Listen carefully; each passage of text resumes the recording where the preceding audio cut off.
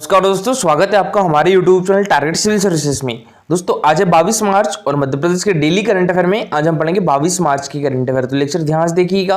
और देखिए दोस्तों, जिसको भी मध्य प्रदेश करंट अफेयर में जनवरी 2021 से लेकर दिसंबर 2021 तक की मध्य प्रदेश करंट अफेयर की PDF चाहिए तो वो हमारे व्हाट्सएप नंबर 9111920612 पर मैसेज कर इसको मात्र 99 रुपीज़ में परचेज कर सकता है। दोस्तों इसमें आपको लगभग 3500 क्वेश्चंस देखने के लिए मिलेंगे।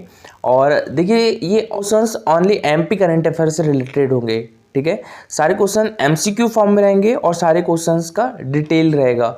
और देखिए दोस्तों, अभी जनवरी 2022 और फरवरी 2022 की भी PDF अवेलेबल है तो वो भी परचेज कर सकते हो।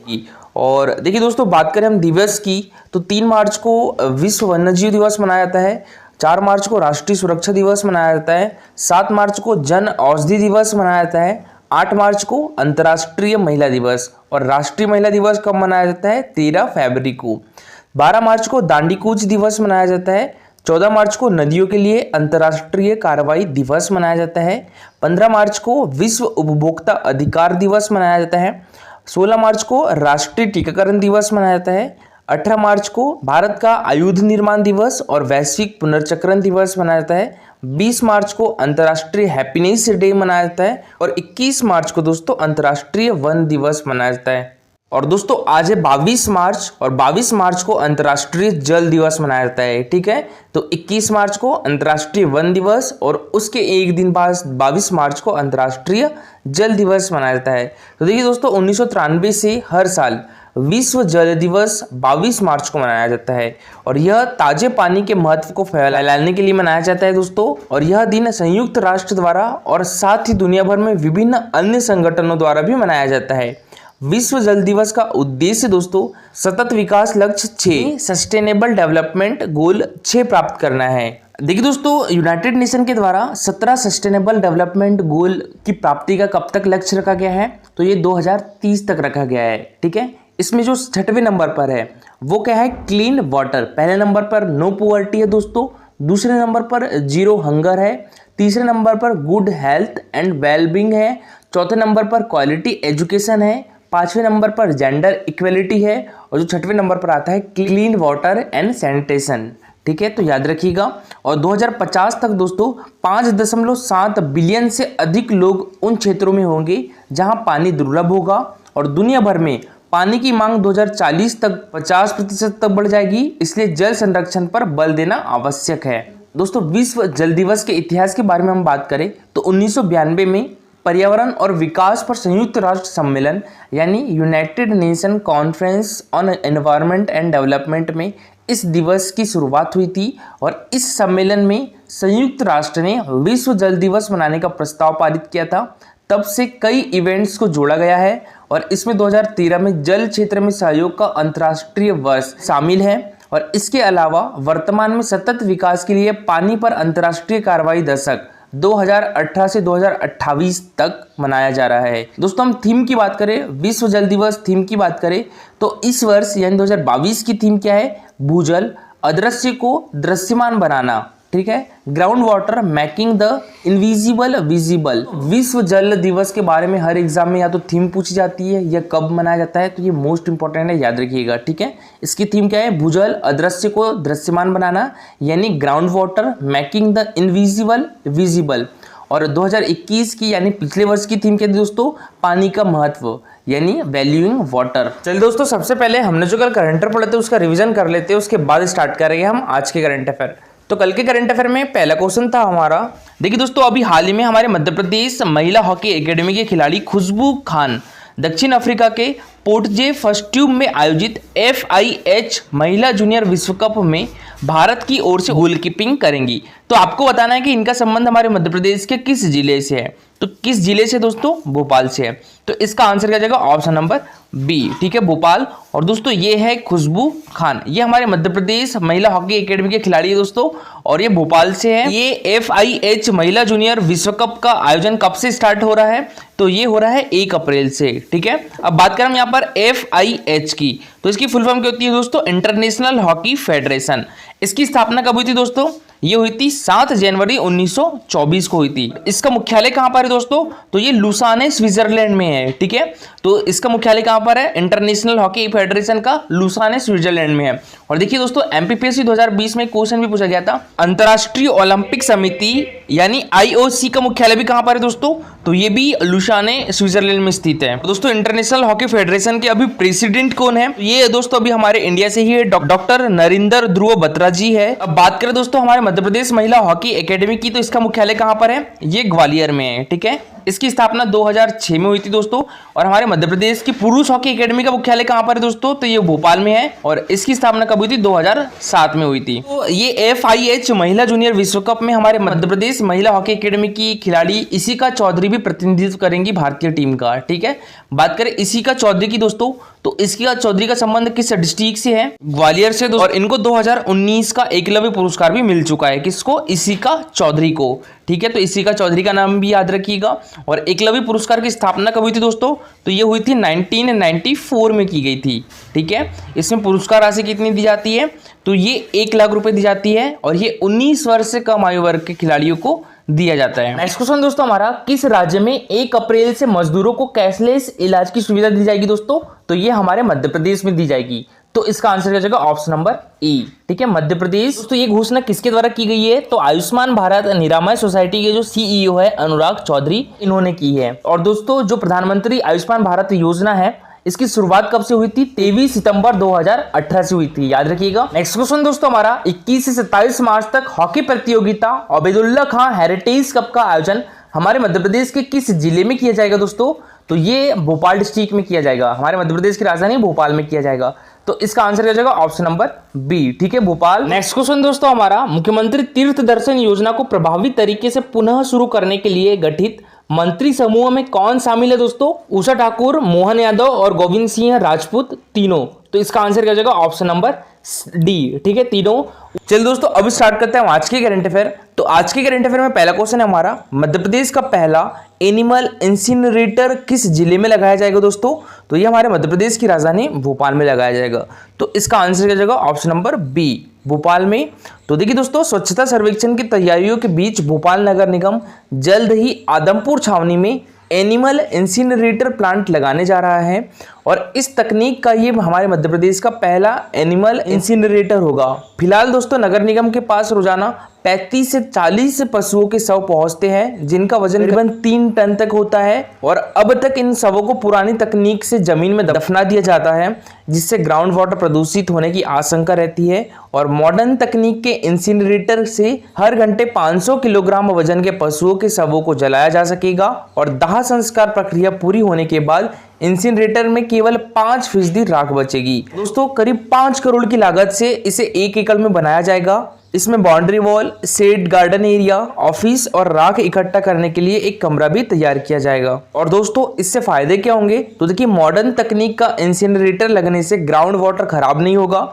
इंसिनरेटर में डबल स्क्रबर भी लगा होगा और ये गर्म धुएं को ठंडा करेगा और जानवरों की राख के पार्टिकल्स को फिल्टर भी करेगा। फिर धुएं को पास ही लगी 30 मीटर ऊंची चिमनी से बाहर निकालेगा। और देखिए दोस्तों, इसमें प्लांट से निकलने वाले वेस्ट वाटर के ट्रीटमेंट के लिए एफ्लुएंट ट्रीटमेंट प्लांट यानी ETP लगेगा। वेस्ट वाटर को ट्रीट करने के बाद उस पानी को गार्डन में इस्तेमाल किया जाएगा। प्लांट से किसी भी तरह का वेस्ट बाहर नहीं छोड़ा जाएगा। नेक्स्ट क्वेश्चन दोस्तों हमारा, मध्य प्रदेश के किस मेट्रो हॉस्पिटल को best hospital of the year 2022 के अवार्ड से सम्मानित किया गया है दोस्तों? तो ये जबलपुर मेट्रो हॉस्पिटल को। तो इसका आंसर क्या जाएगा दोस्तों? Option number C. ठीक है, जबलपुर मेट्रो हॉस्पिटल को दोस्तों best hospital of the year 2022 के अवार्ड से सम्मानित किया गया है। तो देखिए दोस्तों, 6 sigma excellence award and leadership summit में मेट्रो हॉस्पिटल को best hospital of the year 2022 के अवार्ड से सम्मानित किया गया है।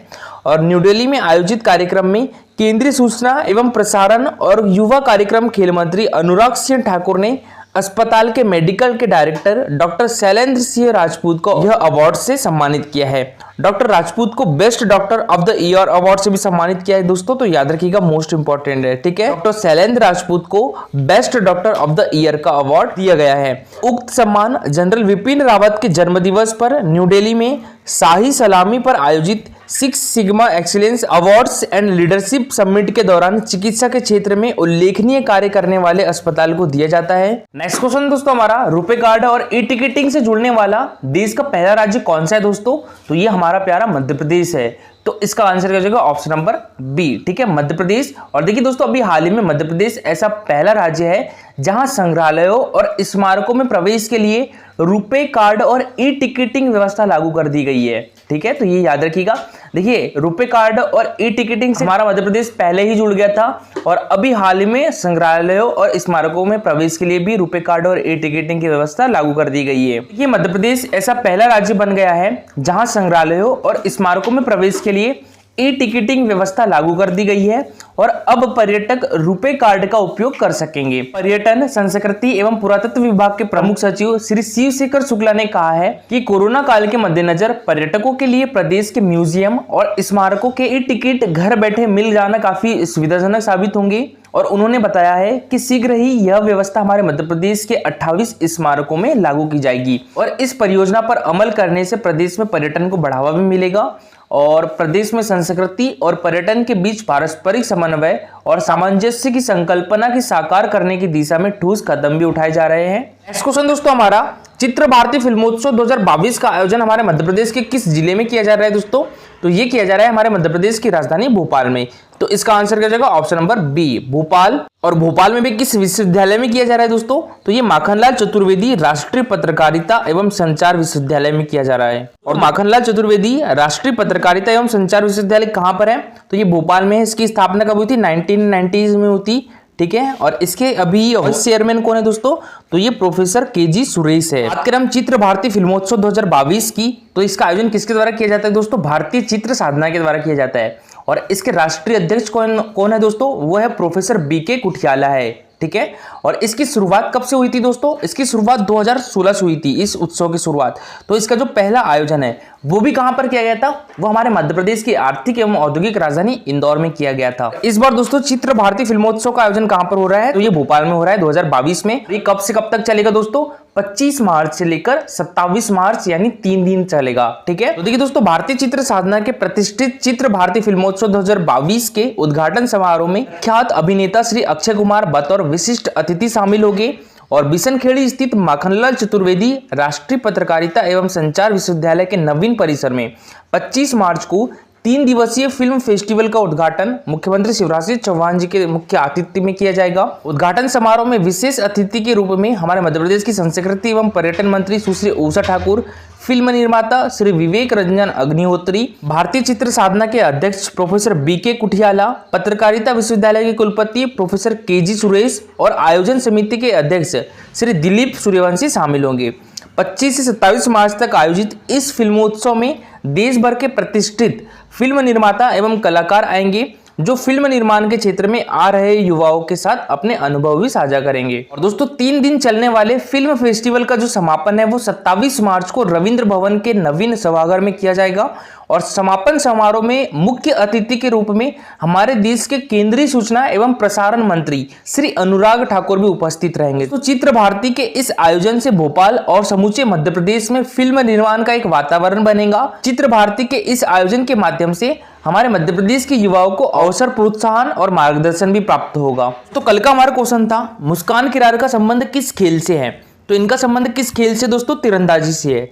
तो इसका आंसर हो जाएगा ऑप्शन नंबर सी, ठीक है, तीरंदाजी। और ये क्वेश्चन दोस्तों एमपीपीएससी 2018 में पूछा भी गया था, ठीक है। और देखिए उसके बाद 2020 का जो एमपीपीएससी का प्री हुआ था उसमें पूछ लिया था कि तीरंदाजी एकेडमी जो है वो हमारे मध्य प्रदेश के किस डिस्ट्रिक्ट में है? तो किस डिस्ट्रिक्ट में दोस्तों? जबलपुर डिस्ट्रिक्ट में है। और जो मुस्कान किरार है इनका संबंध भी किस डिस्ट्रिक्ट से दोस्तों? तो जबलपुर डिस्ट्रिक्ट से है, ठीक है।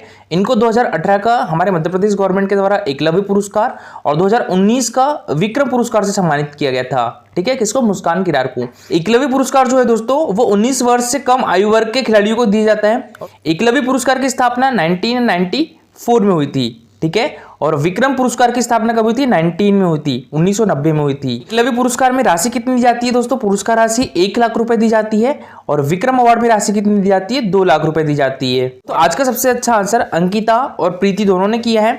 और देखिए दोस्तों, मुस्कान किरार भारत की एक तीरंदाजी खिलाड़ी है। वह मध्य प्रदेश के जबलपुर की रहने वाली है।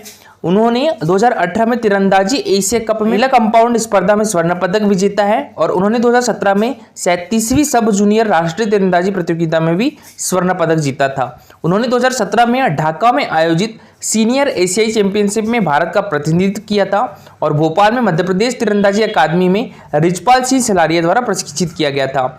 और दोस्तों इनको 2019 का विक्रम पुरस्कार से सम्मानित किया गया है और 2018 का एकलव्य पुरस्कार से सम्मानित किया गया है। मुस्कान किरार का संबंध किस डिस्ट्रिक्ट से है? तो जबलपुर डिस्ट्रिक्ट से है। तो मुस्कान किरार ने वर्ल्ड चैंपियनशिप नीदरलैंड में कांस्य पदक अर्जित किया था और मुस्कान अब तक 14 अंतर्राष्ट्रीय प्रतियोगिताओं में भारतीय टीम का प्रतिनिधित्व भी कर चुकी है और इन प्रतियोगिताओं में मुस्कान ने 1 स्वर्ण 6 रजत और 3 कांस्य पदक सहित भारत को कुल 10 पदक दिलाए हैं। दोस्तों आज के लिए आपका क्वेश्चन है, वर्तमान में हमारे मध्य प्रदेश के कृषि एवं किसान कल्याण मंत्री कौन है? ये आपको बताना है। ठीक है, मध्य प्रदेश के कुंवर विजय शाह, कमल पटेल, यशोधरा राजे सिंधिया या नरोत्तम मिश्रा। तो इसका आंसर पूरा डिटेल में दीजिएगा।